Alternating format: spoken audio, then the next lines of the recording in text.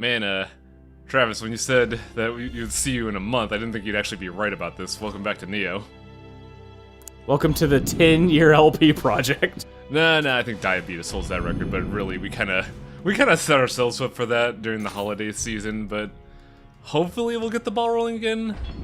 As for now, here's something I haven't shown off. It's the nation select. Like, once you complete an area, you can choose to just go back, even though our ship is kind of destroyed. It's basically... Well, we have the ability to swim. I don't see the problem. 10 years later, we make our way back to Omu. Or, fuck, I didn't even check the region back there. I love how your character is inexplicably super fast, but with no muscle. Really? I've never thought of that. I've never, like, actively looked at the model. You have 20 skill and 5 strength. Oh, my gosh. Oh, you're looking at the stats. Yeah. That makes sense. It's great when you play a mage build because you have all that spirit and guardian points and have nothing else. I am the biggest brain. Maybe that's how he travels, using his gigantic brain. So this mission is weird. There are a series of missions that take place in this just battle arena. This is also me reacclimating to the controls because it was a long time in between actual recordings. You could almost say a month. Well, voice recordings, it was a month. Video game recording, oh boy.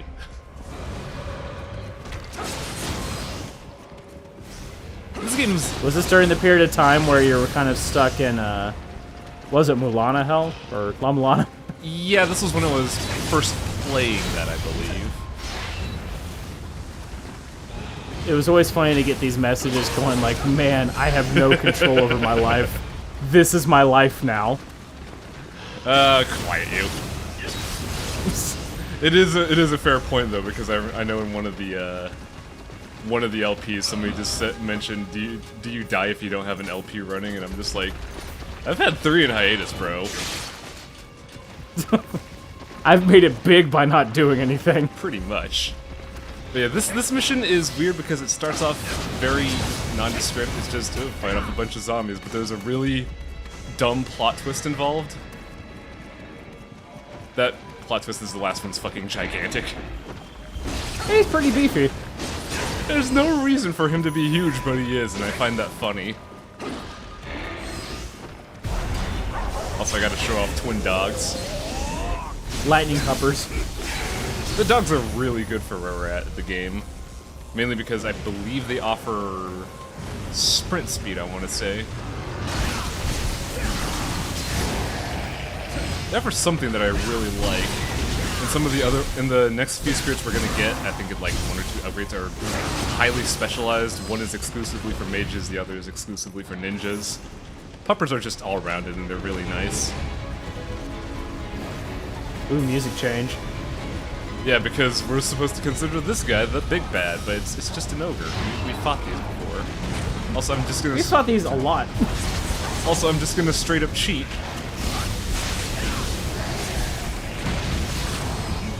You know, LPs do have, I mean, at least most LPs usually have some sort of like, this is the technique. Yours is just like, no, just cheat super hard. I've been playing a lot of video games recently where it's like people just say, oh, I beat this with no magic, no nothing. Oh, I beat this with no items. I didn't use the boss weapon. I'm kind of going into this, I'm like, man, using items is actually pretty fucking rad. Do that more often. I always find it funny when people are like, oh, you're playing the game normally? What a punk bitch you are. I think in an episode I'm gonna learn just how powerful salt is in this game, and it's kind of hilarious. It has the opposite effect in Dark Souls and fighting games. Oh no, I think it's the same effect in fighting games as it is here. God, I was watching the dumbest video on Twitch where they showed off, Mugen videos, and one of them was just a hyper-powered Guile where one of his attacks was just salt. And I'm just like, what the fuck? Instead of Sonic Booms, it's Sonic Salt. Oh, it's like a billion Sonic Booms, but one is just a Sonic Boom of salt. See, I've after watching a few salty bets, I've kind of learned that when it comes to Mugans and things like that, the Street Fighter characters are eh. The people you want to watch are ridiculous characters and anime characters. Those are the ones you can't defeat. That's a new person.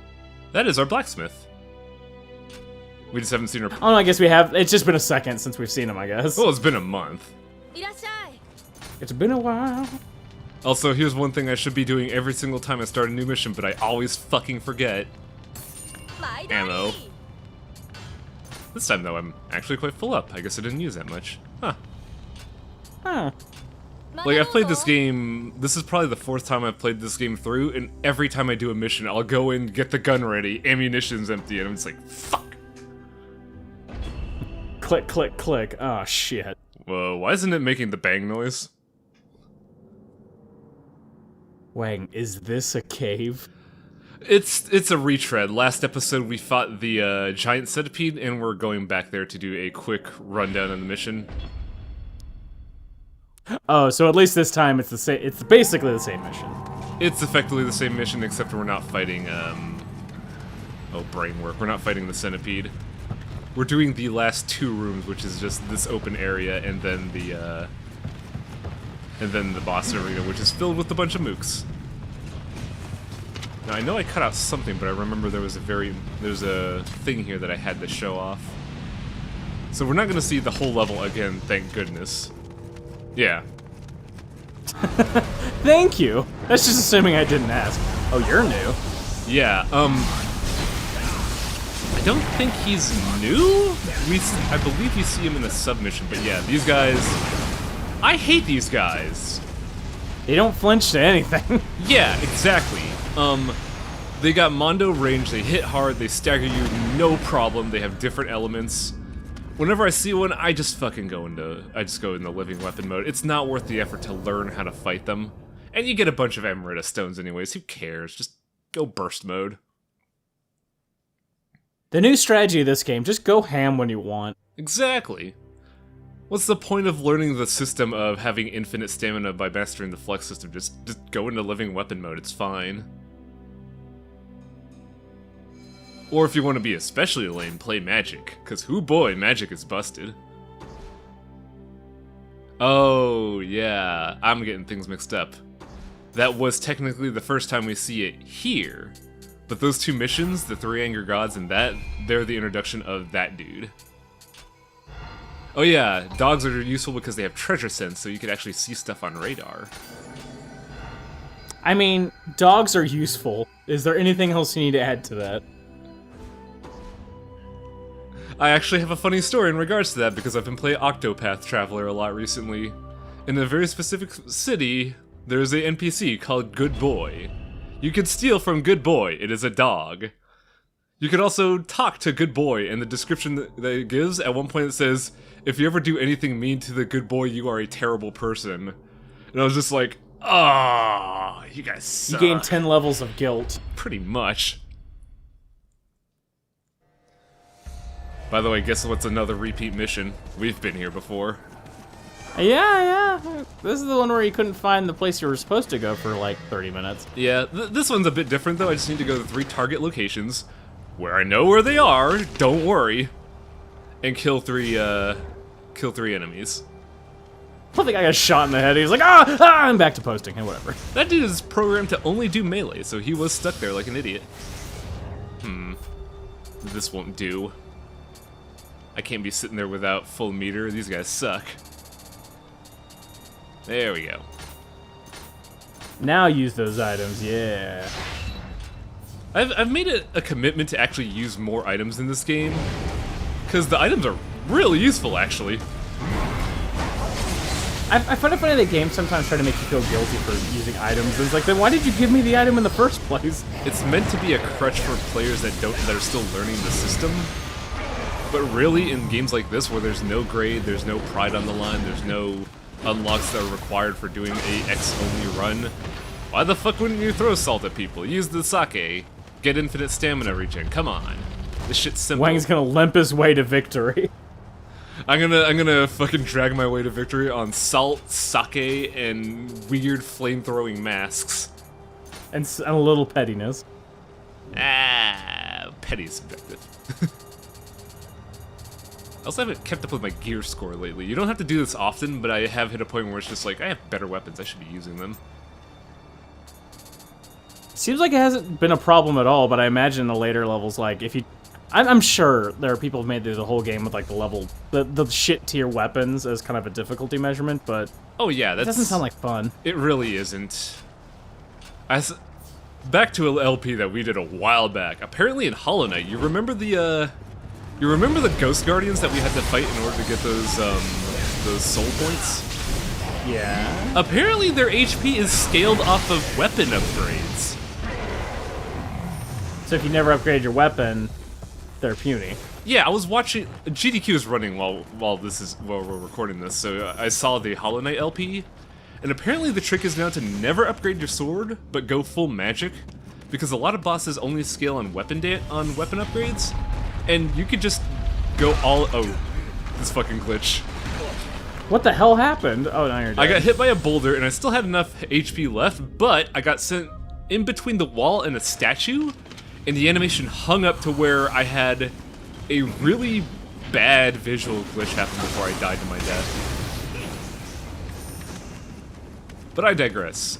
Yeah, in Hollow Knight, a lot of bosses scale on weapon upgrades, so the current meta is to just go all in on magic. You can chump a lot of bosses by doing so. It's fucking weird. I don't know how I feel about... It's kind of that situation where, like, if you go see a magician, there's that guy in the background who goes, oh, I'll explain how everything's done. I mean, some people might enjoy that, but that just makes me grumpy.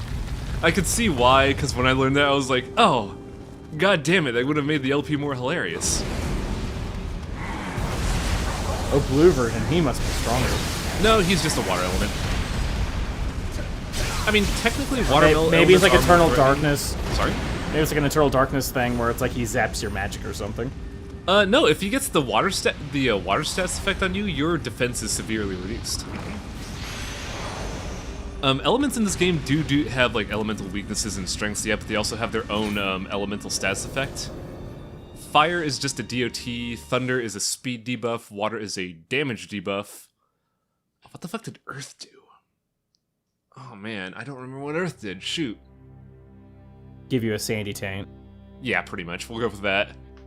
Put that on the chart. We'll put it in the LP right here. Bang! I just want to see the Nioh character walking around with like his legs wide out to keep chafing from his thighs. So this mission is pretty cool because by doing so, we got the other starter guardian spirits. Are they more puppos or are they different?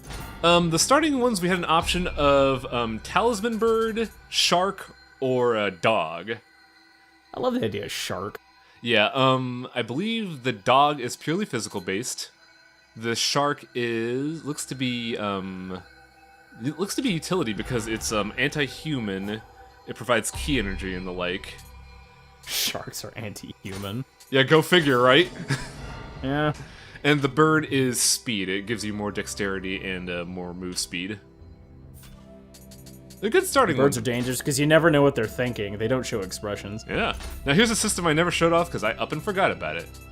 There are points where you get what I like to call brownie points for doing certain things like killing with this weapon X amount of times. And you get points that you could put into very minor buffs.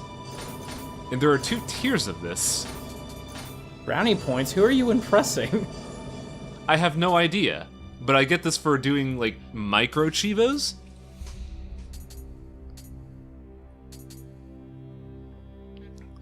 And there are 2 sides for this. One is the magic side and the other is ninja side.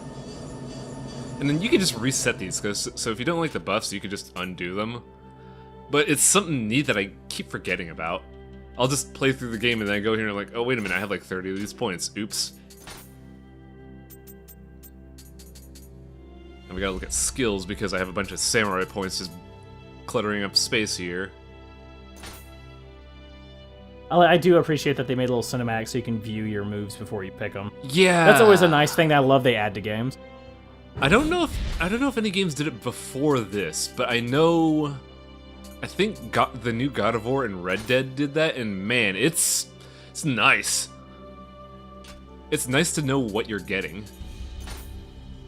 There's two things I like in that regard. I like ones where you can watch videos, but I also like ones where you can test them. I know DMC allowed you to test them, and that's like the one good thing people liked about that game. Man, that game is very derisive. Bayonetta as well did that too. Yeah, that's right. Bayonetta did it first. I forgot. The other one, you established the curve, and it was just like, this is a really good idea. Because sometimes it's just fun to do combos. Yep. And I know a lot of times you can make it through games never doing the cool combos, but that's one nice thing that grading systems added, is it went, I mean, you could kill your way through this game, but does it look cool? Yeah, like, the Spectacle Fighters, as they used to be called in, like, what, 2010? They're great because it's really easy to chump a game, but if you want to, like, be cool about it, there's that little extra incentive, and those are the games that also say, like, hey, don't use items, chump. But it's weird, because I wonder how you would do style in a game like this. I don't think you can, because there's not a lot of moves to it. But then again, I could be wrong. I've seen people just vaporize bosses in half a minute. Maybe if they made more of an emphasis on weapon versus weapon combat kind of thing, so you'd have to, like, pick your moves to be able to either parry or hit the guy next to you. Like, I want to see games that implement more of those kind of things into it. I would like it if the weapon swap is easier, because weapon swap in this game is you have to hold right bumper, you have to stand still, hold right bumper, and then press left and right. When in DMC, all you just had to do was, like, hit right trigger. Like, it would be cool if I could swap in between sword and spear combat on the fly. Oh man, if Nioh 2 did that, that'd be great! But I digress. Or how they did it in Bloodborne, where you just push left or right on, or I thought it was just either right on the D-pad. You could have two weapons equipped, and if you want to change weapon styles, you just press that and he switches out, and you can do the switch weapon techniques and all sorts of stuff. In fact, you can even implement them into mid-combo. Yeah. Like, that'd be cool. Well, it'll be interesting. I love Bloodborne, by the way. It's still, like, my favorite PS4 game. Yeah, shame it'll never see other consoles, because I gotta get a PS4 for that. I'm still looking at my... Yeah. Still looking at my dusty PS3. I still love the PS3. There's a lot of good things on there. I appreciate... Just no more good things. I appreciate my PS3 for Dragon's Crown and Demon's Souls. But yeah, I digress. Next time we're actually going to do the plot mission, which is great because about an episode or two ago, we got beat up by a giant ocean slime, and now we're going to fucking kill it. Hey, ocean slime! Throw us off! Come on! Maybe if we pile on his squishy body. Oh, yeah, okay. I didn't get a chance to put one in the video. I had to put it at the end. We had to get in there somehow. Good night. See you later, folks.